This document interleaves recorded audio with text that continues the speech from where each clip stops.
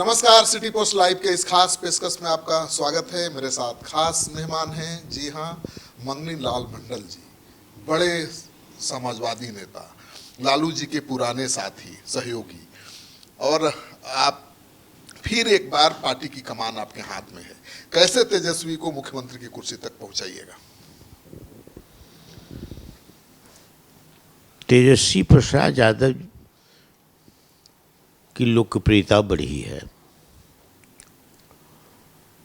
और आकर्षण भी लोगों में बढ़ा है। ये दोनों बातें परिस्थिति और काल से जुड़ा हुआ है। पहली बार जब महागठबंधन बनाया था राष्ट्रीय जनता दल के साथ श्री नीतीश कुमार जी ने, तब वो फिर पलट गए थे, चले गए थे कुछ दिनों के बाद। तो बीजेपी के साथ जो पुनः सरकार बनाई 17 में, तो बिहार विधानसभा में स्पीकर ने प्रतिपक्ष के नेता के रूप में श्री तेजस्वी प्रसाद यादव को मान्यता दी। तो जो पहला भाषण हुआ तेजस्वी प्रसाद यादव जी का विधानसभा में, तो बहुत प्रखरता के साथ उनका भाषण हुआ। ऐतिहासिक भाषण था विरोधी दल के नेता, और एक तरह से कम उम्र के इस नौजवान का वो ऐतिहासिक भाषण था। लाइव टेलीकास्ट हुआ, सारे बिहार के लोगों ने देखा। और उस दिन जो तेजस्वी जी के दलगत भावना के कारण विरोधी भी रहे हैं, उन लोगों ने भी प्रशंसा की।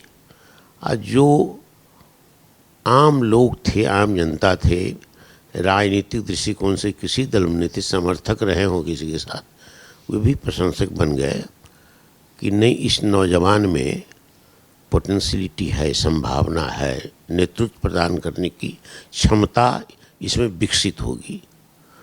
तो एक तो ये कारण था। दूसरा कारण, इधर जब नीतीश कुमार पुनः लालू जी के पास गए और लालू जी से विनती की कि हमको फिर साथ आने दीजिए, भारतीय जनता पार्टी से हम सहज महसूस नहीं करते हैं, और उल्लेख भी किया कि महाराष्ट्र में सहयोगी दलों को उन्होंने तोड़वा दिया है, विधायकों को अपने मिला लिया है, तो मैं भी कहीं न कहीं असहज हो गया हूँ, तो इसलिए आना चाहता हूँ आपके साथ। तेजस्वी जी की उसने प्रशंसा की, उन्होंने हमको नेता बनाएंगे, लड़का समान है। और उनको तो तेजस्वी जी ने वहाँ पहुँचे, तेजस्वी जी भी, वो कहा कि नहीं, हम जो हैं सो मुद्दे पर बात करेंगे, मुद्दे पर सहयोग करेंगे, अगर मुद्दा स्वीकार हो तब हम आपके साथ चलेंगे। और शर्त पर जाएंगे? हाँ, तब पर। क्या शर्त थी? नहीं, शर्त नहीं थी, मुद्दा था, वही शर्त मानिए। मुद्दा था कि बिहार में पलायन बहुत है। अब पलायन है स्किल्ड में भी या नॉन स्किल्ड लोगों में भी। पलायन है एग्रीकल्चर लेबर में भी, नॉन एग्रीकल्चर सेक्टर में भी। और स्किल में पढ़े लिखे बड़े पैमाने पर नौजवान है। तो इनको रोकना है तो आप 10 लाख लोगों को नौकरी दे सकते हैं। नीतीश कुमार जी को उस समय में आश्चर्य लगा था कि 10,000 नौकरी तो बहुत होता है, आखिर ये लाएंगे कहाँ से? 10 लाख। तो कहा कि भाई 10 लाख नौकरी तो बहुत असंभव है कि एक साथ हम दें। तेजस्वी जी ने कहा कि फेज बनाइए, फेज वाइज आप एक रोड मैप बनाइए नौकरी देने के लिए। कहा कैसे होगा, अर्थ कहाँ से आएगा? कहा कि दोनों चीज़ें होंगी। एक तो 41% जो सेंट्रल टैक्सेज में आपका शेयर वित्त आयोग ने तय किया है, तभी 16वां वित्त आयोग चल रहा है, 14वां वित्त आयोग ने बड़ी कृपा की, 13वां भी ने कृपा की बिहार पर। तो कहा 41% है 15वां में आकर के, तो उसमें बहुत पैसा मिलता है। सेंट्रल फंडेड योजना को छोड़ करके सेंट्रल स्पॉन्सर्ड प्लान को छोड़ करके, योजनागत मामला को छोड़ करके ये पैसा आपको काफ़ी मिलता है, हजारों नीतीश करोड़ कुमार का। जी को इतनी जानकारी नहीं होगी। तो ये बताया, इनको आँख खोली, जानकारी रही होगी, तो वो चुप्पी मार रहे थे कि ये नौजवान हमको क्या बताएंगे। तो कहा कि ये पैसा आपको आता है। दूसरी बात है, नौजवान नौकरियां जो है सो आपके यहाँ एक डिसीजन है कि रिटायरमेंट जैसे जैसे लोगों के पद रिक्त हो समाप्त होता जाएगा, लेकिन बावजूद इसको अगर री अपॉइंटमेंट आप करते हैं, चुन करके पिक एंड चूज करते हैं, इसमें आरक्षण की भी नीति मारी जाती है। आउटसोर्सिंग से लोगों को बहाल करते हैं, उसमें आरक्षण मारा जाता है। और नौकरियां भी ये तो नौजवानों का एक्सप्लॉयटेशन होता है कि ट्रेनिंग करके आता, पढ़ करके आता, टेक्निकल हैंड्स होता है, नॉन टेक्निकल हैंड्स होता है। तो जो आउटसोर्सिंग करने वाली संस्थाएं खुल गई है, उसको खुली छूट होती है, करोड़ों में खेलता है वो। तो उन तमाम लोगों को देखने से आप पैसा, आपको बचत हो जाएगी और नौकरी भी अस्थायी रूप से लोगों को मिल जाएगी। वैकेंसी कीजिए, इस बात पर आप सहमत हैं तो बेकार है। लोग 10 लाख नौकरी दीजिएगा तो बहुत बेकार ही घटेगी बिहार में, पलायन भी रुकेगा। बहुत देर के बाद वो माथापची के बाद तैयार हो गए और कहा कि दूसरा हमारा है और कार्यक्रम है, लेकिन दूसरा जो महत्वपूर्ण था कि आप जातिगत गणना कराइए बिहार में। ये पता चलेगा कि किस जात की कितनी संख्या है, विकास की रोशनी कहाँ तक उनके पास पहुँची है, कितने वो साक्षर हैं, कितने निरक्षर हैं, कितने भूमिहीन हैं, कितने वो लेबर हैं और कहाँ कहाँ है, उनको कितनी हिस्सेदारी मिली है आज़ादी वर्षों में, ये पता चलेगा। तो उसमें बहुत माता-पिता वो तैयार हो गए, ठीक है हम कराएंगे दोनों। तो इन दोनों बातों से ये आम लोगों में तेजस्वी प्रसाद यादव की गहरी पैठ तब हुई जब 10 लाख लोगों में वैकेंसी निकलने के बाद 5 लाख को नौकरी मिल गई, उनके रहते 4.5 लाख 5 लाख की नौकरी मिल गई और जातिगत जनगणना कराई गई बिहार में। आया उसका जो फलाफल था सो भी आया, कौन कहाँ कितना है। आरक्षण की सीमा भी उन्हीं के चलते 65% बढ़ाई गई दबाव में, जो सुप्रीम कोर्ट में ख़त्म हो गया। तो कहा कि आप ले चलिए संविधान के 9वीं अनुसूची में। अब आप तो चले गए विधानसभा में, कहा उन्होंने कि आप तो चले गए उनके साथ, फिर पलटी मार के। तब 9वीं अनुसूची में डालने के लिए प्रयास कीजिए, डबल इंजन सरकार है। तो इन सब बातों को लेकर के देखा कि आदमी जवाबदेह है और इसको बिहार की जो सामाजिक और आर्थिक संरचना है इसकी समझदारी हो गई है। बेकारी कैसे मिटेगी, गरीबी कैसे मिटेगी, लोगों को पर कैपिटा इनकम कैसे होगा, इन सारी चीज़ों पर लोग में एक भावना जो विरोधी भी है उसके मन में भी कि आदमी सच्चा है। लेकिन मंडल जी, और इनको ज्ञान हो गया। वोट कहाँ से आएगा सरकार बनाने के, ये बताइए। कहाँ केवल ये मवाई समीकरण से तो सरकार बनेगी नहीं। देखिए, बिहार विधानसभा में सबसे बड़ा दल है राष्ट्रीय जनता दल, प्रतिपक्ष में है और जिसको 40 सीट 45 सीट 50 सीट आता रहा है वो बिहार में मुख्यमंत्री है और 20 वर्षों से मुख्यमंत्री है। हम जितने बड़े दल हैं उतना बीजेपी भी नहीं है वोट के हिसाब से। तो वोट तो हमारे पास है। नहीं, वोट है आपके पास, यादव मुस्लिम का अब जो समीकरण सुनिए, है वो है, लेकिन बाकी जातियों के लोग आपसे नहीं सड़ते हैं, नहीं, यही नहीं, बाधा है। ये बात है कि जो आरक्षण विरोधी लोग रहे हैं उसने बड़ी चालाकी की। पहले तो कर्पूरी जी का काउंटर में किसी दलित को लाया, 22 महीना में सरकार चली गई। लालू जी के खिलाफ में पिछड़ा को लाया तो 27 महीना में सरकार चली गई। नीतीश कुमार है वो, नीतीश कुमार कोई बहुत सामर्थ्यवान आदमी, आज समाज में कोई राजनीतिक धारा का निर्माण करके, जब तक सत्ता है तब तक जनता दल यू है, निर्माण करके कोई अस्थाई शक्ति राजनीतिक पार्टी का नहीं बना पाया है। लेकिन तो अभी वही बता रहे हैं हम, वही बता रहे हैं। तो एक शक्ति है, उसने डिवीज़न कराया अति पिछड़ा के नाम पर, और अति पिछड़ा के नाम पर डिवीज़न कराया उसने।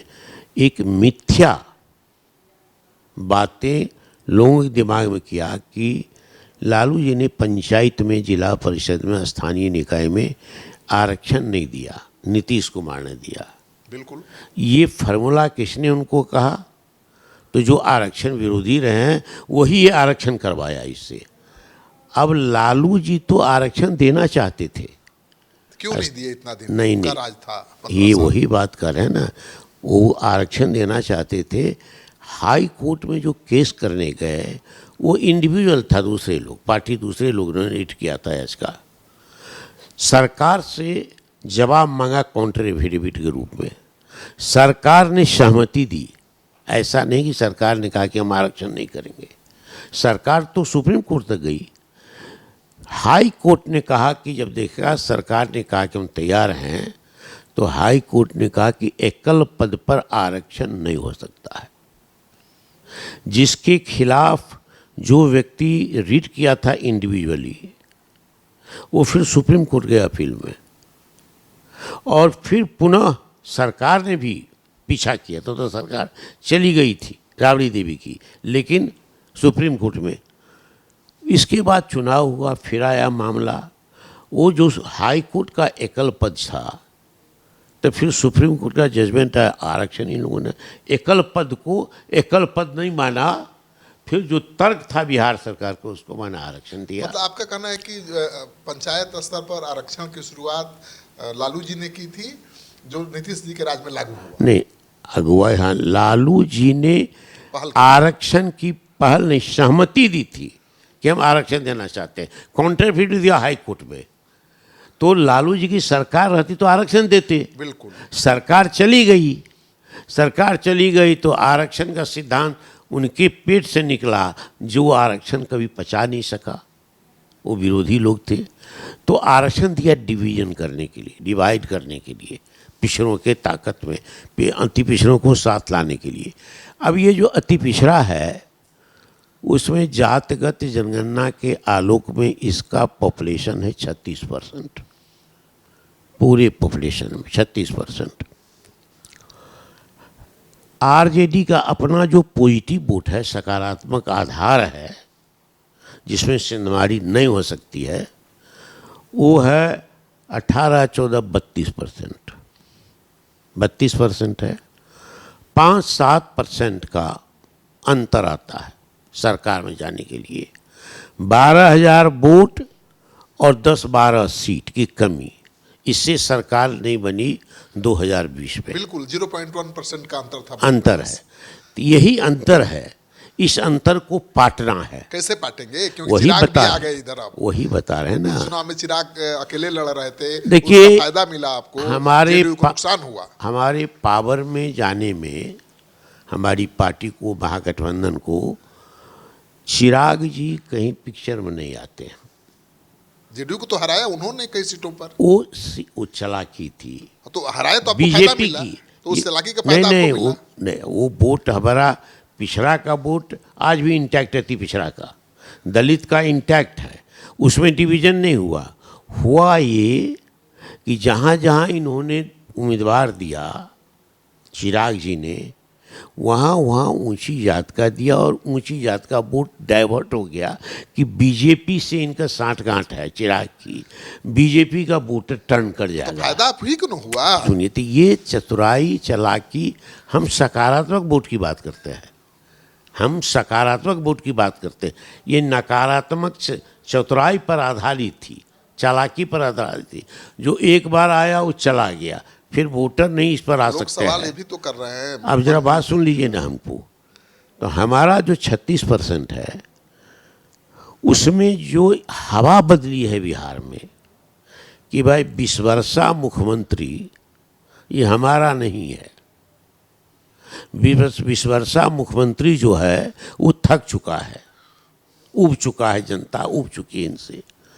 इसमें खाली भ्रष्टाचार है, इसमें गरीबी बढ़ी है, गरीबों के आय का सृजन नहीं हुआ है, भ्रष्टाचार के साथ साथ अफसरशाही है, पुलिसिया जुल्म है, अपराधियों का राज है, लॉ एंड ऑर्डर खत्म है, ध्वस्त है, और जनता त्रस्त है हर जगह, प्रखंड से लेकर के राज्य, कोई सुनवाई नहीं है कानून सरकार व्यवस्था में। को ही इशू बना के एनडीए आपके खिलाफ हमेशा लड़ता है, हमारे जंगल राज की दुहाई देता है, इस बार भी दे रहा है। उसका भी जवाब हम बताते हैं ना।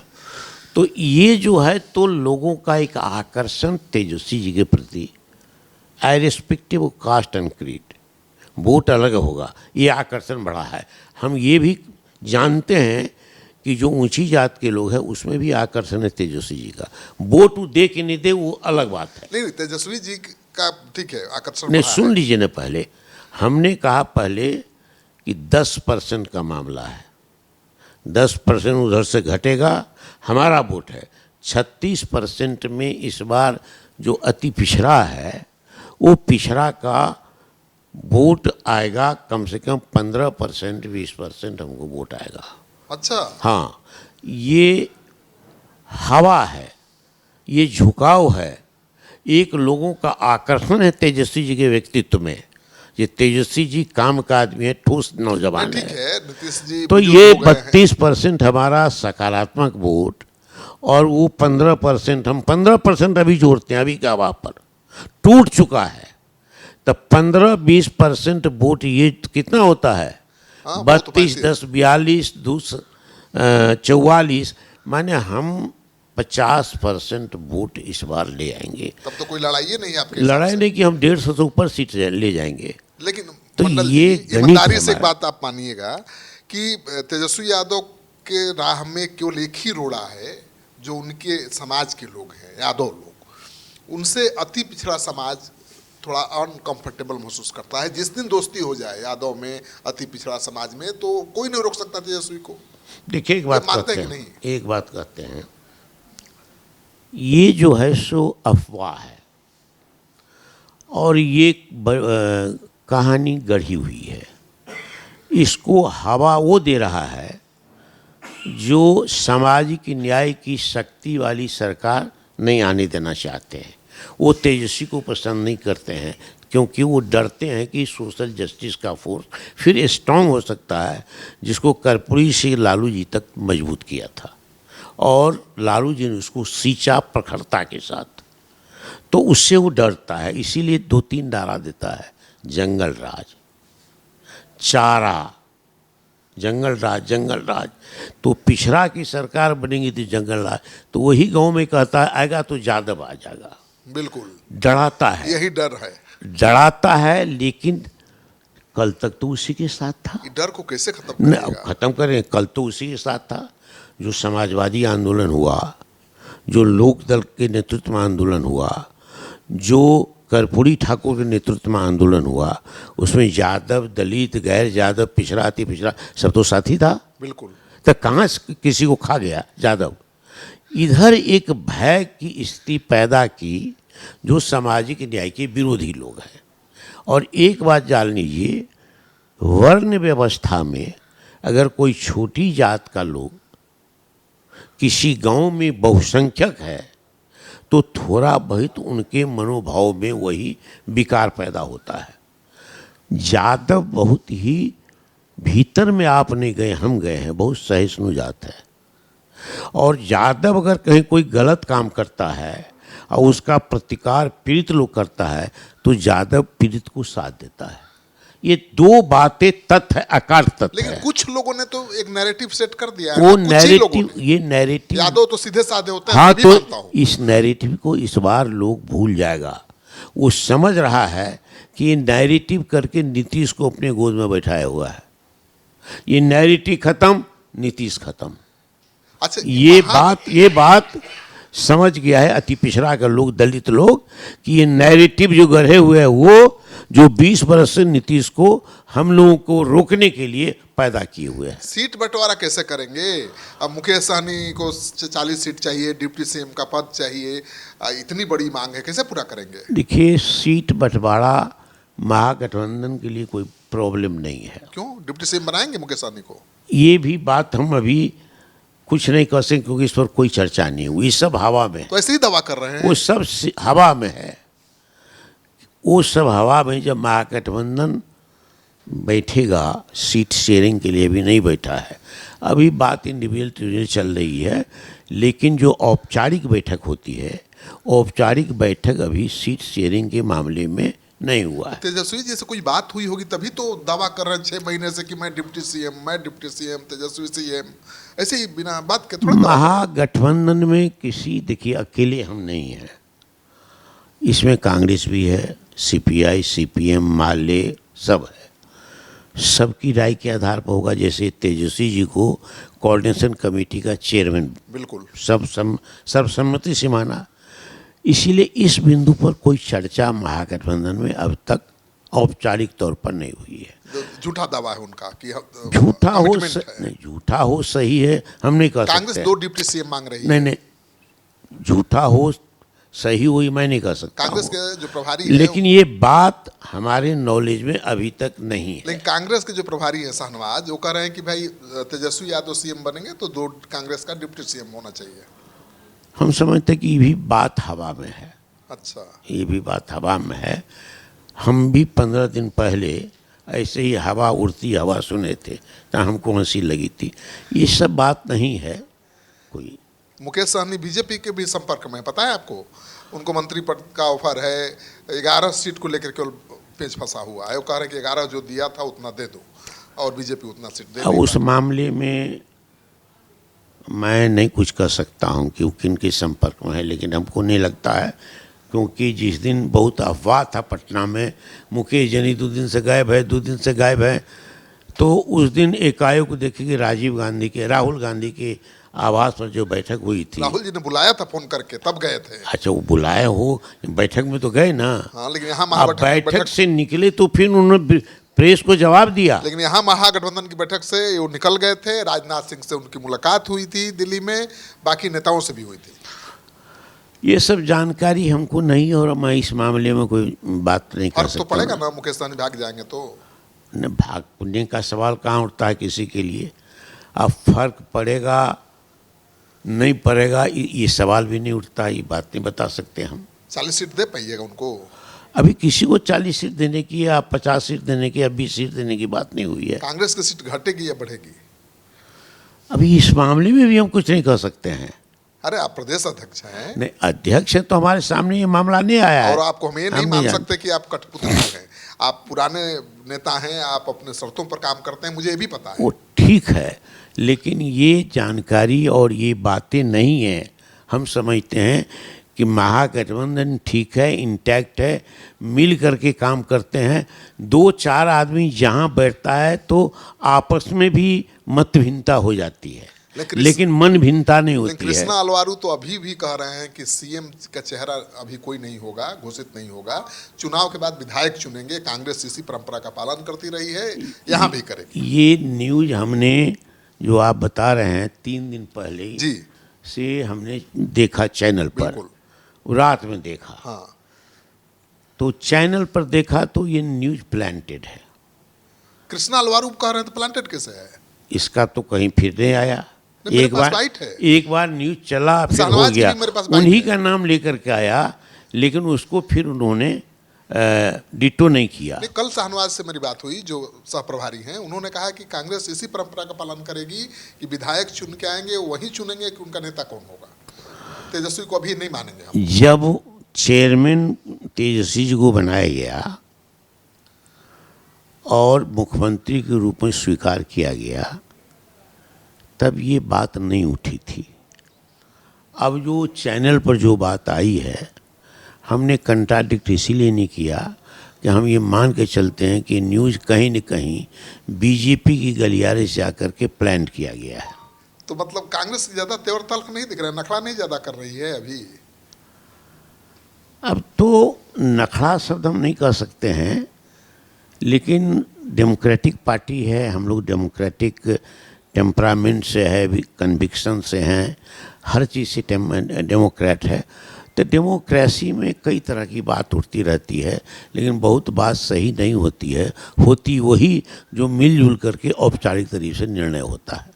अच्छा, अभी उम्मीदवार तेज प्रताप हर जगह घोषित कर रहे हैं। शिवानंद तिवारी के बेटे की सीट पर उम्मीदवार दे दिया, जहानाबाद में उम्मीदवार दे दिया, 50-100 सीटों पर कि उम्मीदवार उतार रहे तेज प्रताप यादव। अब उनके मामले में हम कोई कमेंट नहीं करना चाहेंगे। नुकसान तो महागठबंधन को ही होगा। नहीं, देखिए, आरजेडी नेतृत्व में जो महागठबंधन है उसका सीट टू सीट डायरेक्ट मुकाबला एनडीए से है, और एनडीए से है तो इधर उधर से कोई वोट हमको खरोंच लेगा, काट लेगा। ये कोई हो, किसी कोई पार्टी हो, ये संभव नहीं है। बेलागंज में सुरेंद्र यादव को हरा नहीं, दिया। उनके बारे में नहीं हम कुछ कहेंगे। जिनके बारे में चर्चा कर रहे हैं उनके बारे में तेज कोई प्रताप के बारे में कुछ टिप्पणी नहीं नहीं, हम कोई टिप्पणी नहीं उनको करेंगे। टिकट देंगे कि नहीं, अध्यक्ष हैं आप, नहीं नहीं, हम कोई टिप्पणी नहीं कर सकते हैं। लड़ाएंगे चुनाव की नहीं? अब लड़ाना न लड़ाना इस बात पर हमारा तो गठबंधन है, हमारा महागठबंधन है, उसमें 6 पार्टियां हैं। अपनी पार्टी के उम्मीदवार तो तो हम आप तो तय करेंगे। 6 पार्टी के ही रिस्पॉन्सिबल है ना। हमारी अपनी पार्टी के उम्मीदवार तो आप ही न तय करेंगे। हमारी पार्टी के उम्मीदवार पार्टी तय करेगी, हम सब मिलकर करेंगे तय। तेज प्रताप को मौका मिल सकता है। अब तेज प्रताप जी का यहाँ कोई सवाल नहीं है, या नहीं, इस पर कोई हम टिप्पणी नहीं करेंगे। तेज प्रताप से क्यों इतना भाग रहे हैं आप? हैं? बोलने से भाग रहे हैं? नहीं, हम कोई आप तो टिप्पणी बोले नहीं थे कि टिकट नहीं मिला, 4 साल के लिए निष्कासित नहीं, है ऐसा पार्टी से। हमने नहीं कहा था। हमने 2 बातें कही थी। एक बात हमने कही थी कि भाई वो लालू जी की बड़े सुपुत्र हैं, इस पर कोई कमेंट नहीं हो सकता, हम नहीं कर सकते हैं। वो बड़े बेटा के आधार पर जो उनकी हैसियत है और उनका जो अधिकार है वो निर्विवाद है। बिल्कुल। दूसरा कि उनको पार्टी में जो कोई भूमिका रही है किसी बात पर, लालू जी जो राष्ट्रीय अध्यक्ष भी पार्टी के हैं, तो उन्होंने 6 वर्षों के लिए उनको निकाला है। हमारे पास यही सूचना है, हम पार्टी के अध्यक्ष हैं तो हमारी सूचना यही है, इसलिए इस पर भी हम कोई कमेंट अब आगे नहीं करेंगे। ये बात दोनों कही थी हमने। अब वो जमुई में लिया था हमारा इंटरव्यू, हमारे साथ ये उपाध्यक्ष महोदय हमारे राष्ट्रीय बैठे हैं, नारायण चौधरी जी। हाँ वो भी थे, दोनों आदमी गए थे। यही बात हमने कही थी, इसके सिवा कुछ बात नहीं कही थी। मीडिया वाला जोड़ तोड़ घटाव करके कर दिया। जैसे लालू जी का जो 5 तारीख को ताजपोशी हुई, उस दिन उनका प्रमाण पत्र दिया गया, विधिवत उनकी घोषणा की गई, फिर उनको इस सम्मान में हम भी भाषण दिए।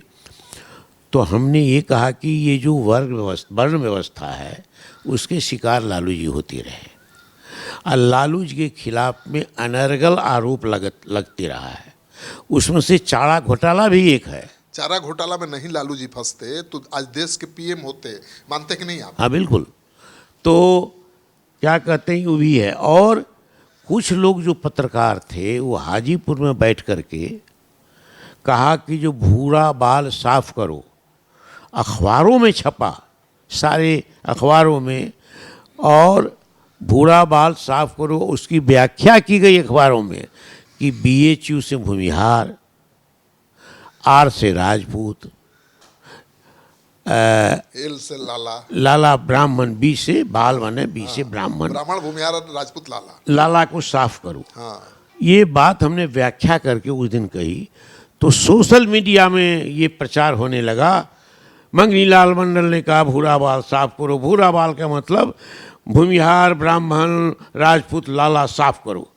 ये सब जगह सुना। हम कहीं गए तो हमको सुनाया लोग, ये है पटना में आकर सुनाया।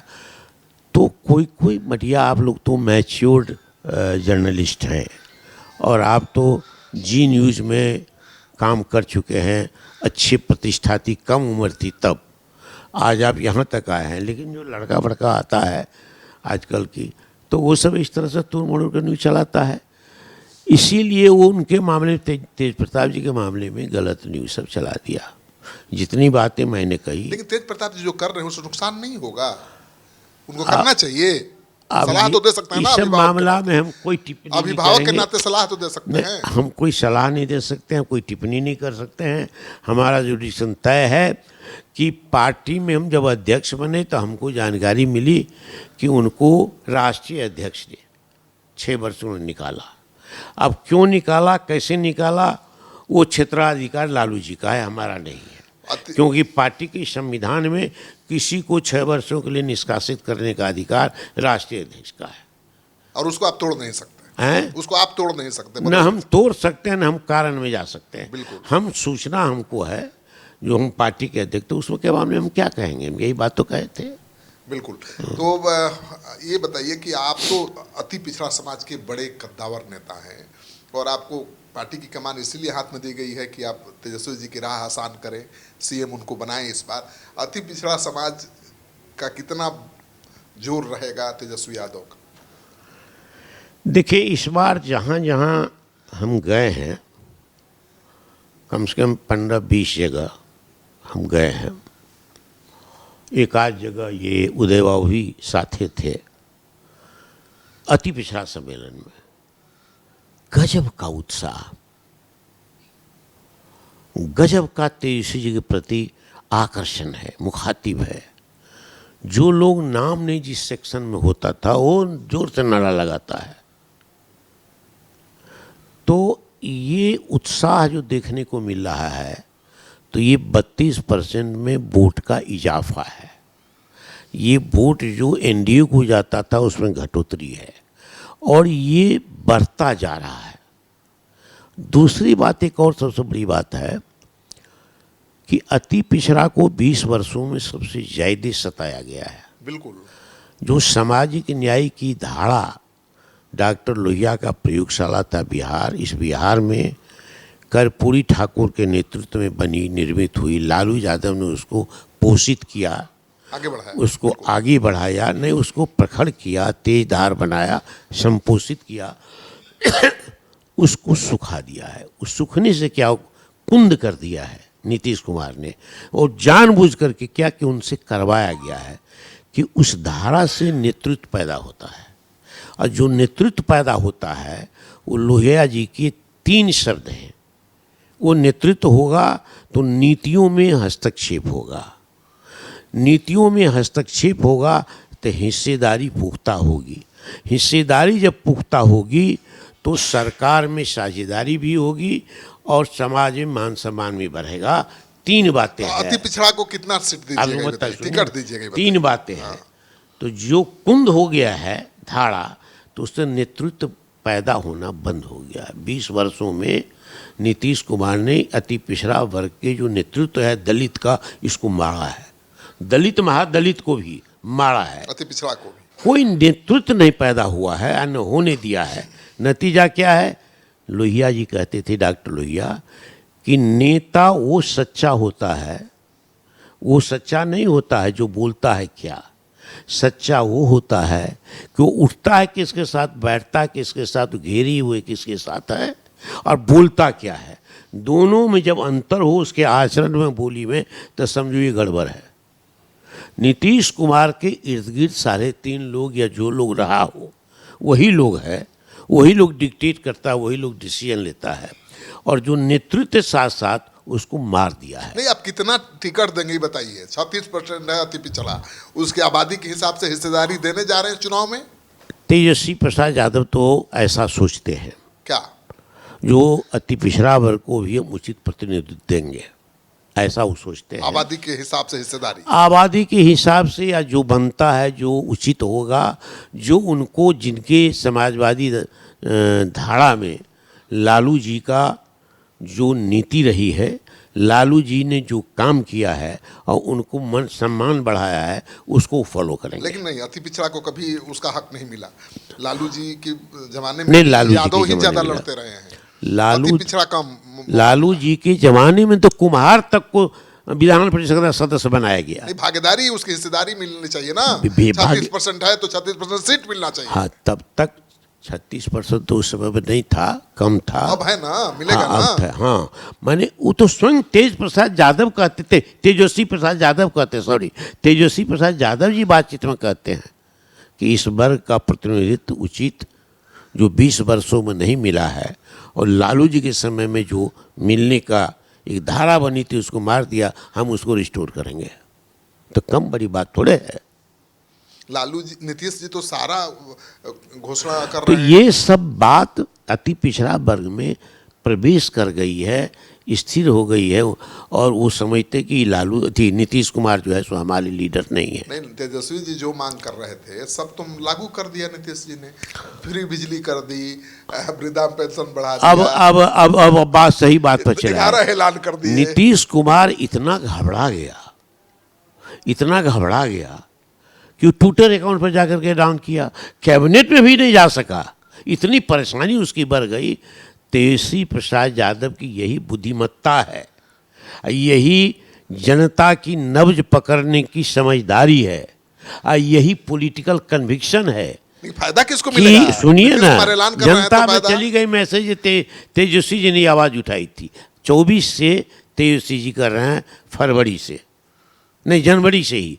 तेजस्वी जी 24 से जनवरी से कह रही है, झारखंड में लागू हो गया गठबंधन की सरकार में, कि हम 2500 रुपया आइरेस्पेक्टिव ऑफ कास्ट एंड क्रीड हम प्रत्येक महिला को देंगे, प्रत्येक महीना में उसके खाते में जाएगा।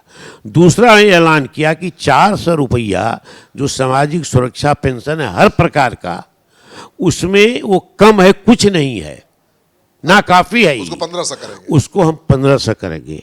इसके बाद कहा जो बिजली के बारे में नरेंद्र मोदी ने कहा था वो तो नहीं किया, हम करेंगे, हम तो 200 यूनिट मुफ्त में बिजली देंगे, 200 यूनिट के बाद ही किसी का बिल बढ़ेगा।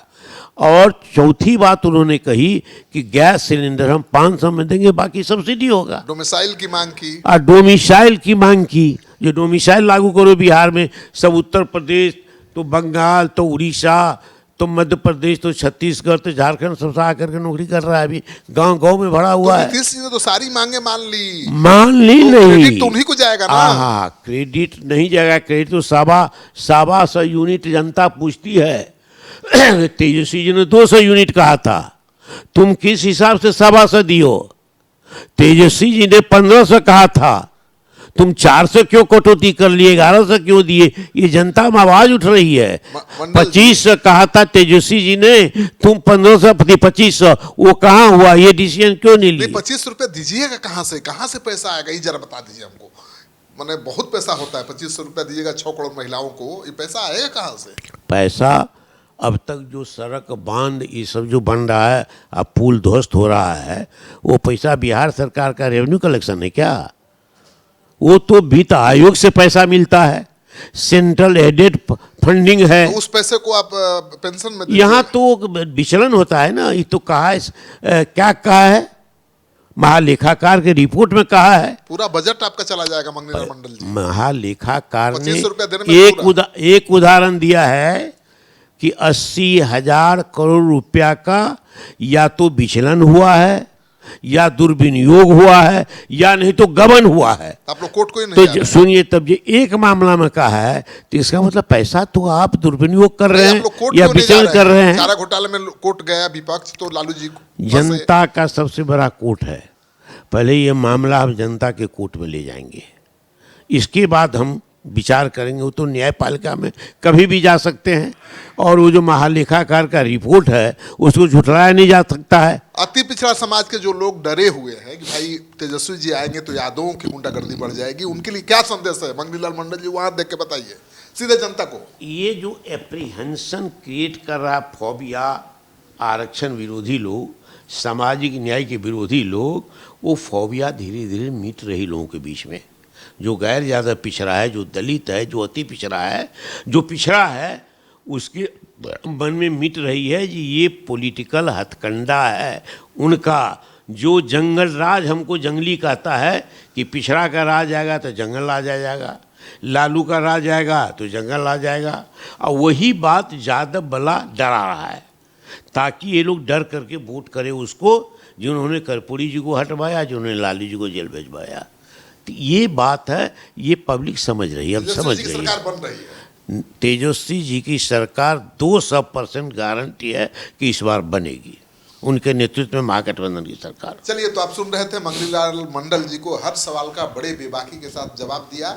लालू जी के जमाने के नेता हैं, और सबसे बड़ी बात यह है कि तेजस्वी यादव तो खुद युवा हैं, लेकिन पार्टी के जो बुजुर्ग नेता हैं उनको भी अलग थलग नहीं किया है, बल्कि उनको बहुत अहम जिम्मेवारी दी है। तो एक ऐसा दल जिसमें युवा नेतृत्व दिख रहा है, जिसके पीछे अनुभवी लोगों की बड़ी टीम खड़ी है, तो चुनाव में बड़ा खेल करने की तैयारी तेजस्वी यादव कर चुके हैं। आप क्या सोचते हैं मंगनी लाल मंडल के दावे के बारे में? क्या तेजस्वी यादव की सरकार बन रही है? कमेंट बॉक्स में जाइए, अपना कमेंट जरूर लिखिए और इस वीडियो को ज़्यादा से ज़्यादा लोगों के साथ शेयर करिए, ताकि बिहार की जनता को पता चले कि भाई क्या माहौल है बिहार का।